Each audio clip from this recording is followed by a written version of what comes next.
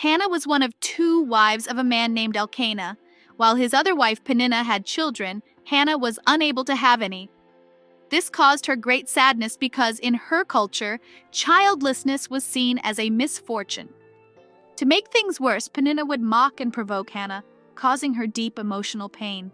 Even though Elkanah loved Hannah deeply and tried to comfort her, she longed for a child. Year after year, the family would go to the tabernacle at Shiloh to worship and offer sacrifices to God. But Hannah remained heartbroken.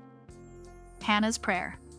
One year, during their visit to Shiloh, Hannah went to the tabernacle and prayed fervently to God.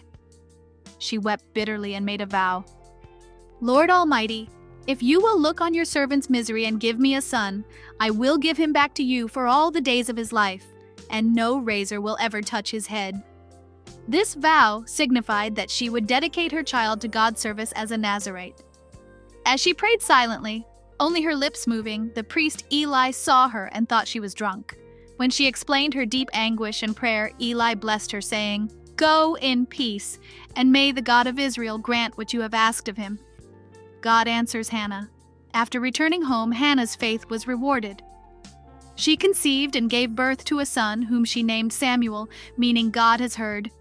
True to her vow, once Samuel was weaned, Hannah brought him to the tabernacle and presented him to Eli, saying, "I prayed for this child, and the Lord has granted me what I asked of him, so now I give him to the Lord."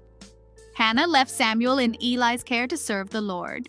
Though it must have been hard to part with her son, she was joyful and offered a beautiful prayer of thanksgiving, found in 1 Samuel 2, 1-10, praising God's greatness and justice.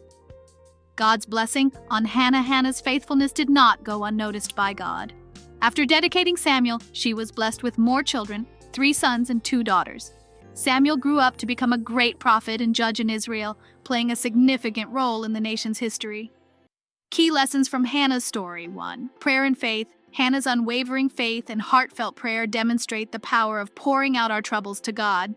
2. Keeping promises. Hannah's commitment to her vow shows the importance of fulfilling promises made to God. 3. God's faithfulness. Hannah's story is a reminder that God hears and answers prayers in His perfect time.